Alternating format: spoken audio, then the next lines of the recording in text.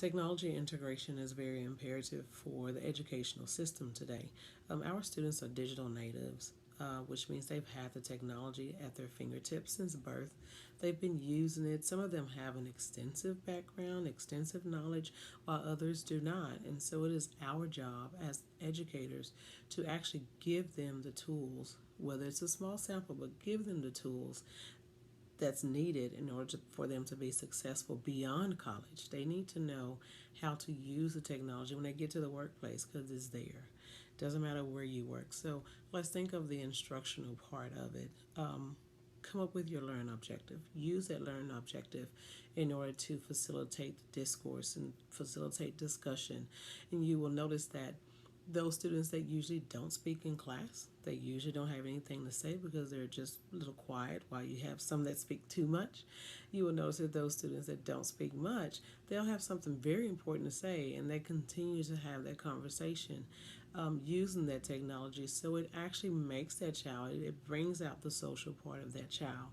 Um, another benefit, or a benefit that I've noticed, is that if you have technology, it allows that student or every student to have an IEP. You have some that are really advanced, they can continue on. You have some that are not as advanced.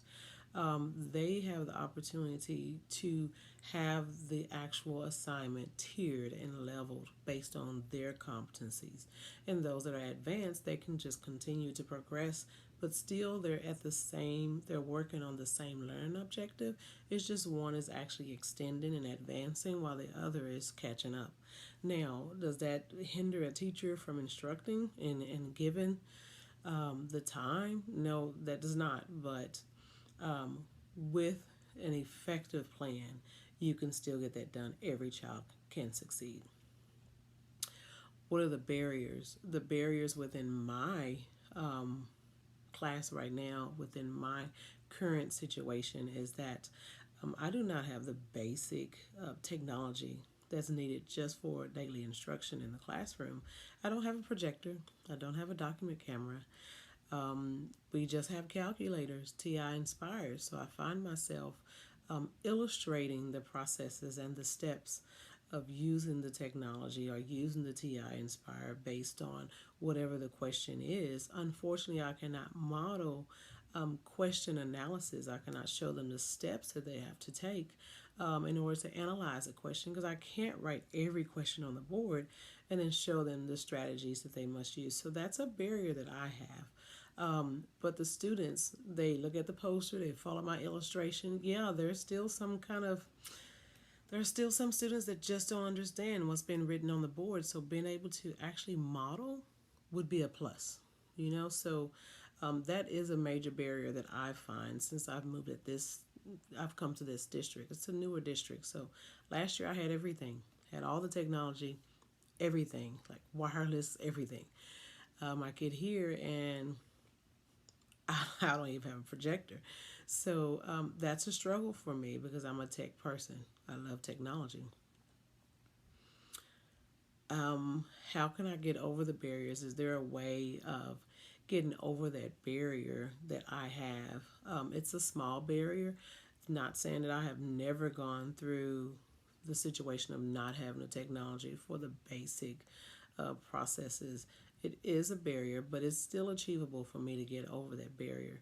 We are speaking of just components of the instruction, which means that the district, they have a lot of technology.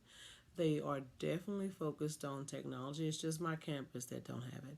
So I can schedule a time to go to the library. My students can go to the library, log in. I can show them how to complete that. I have that scheduled for next week.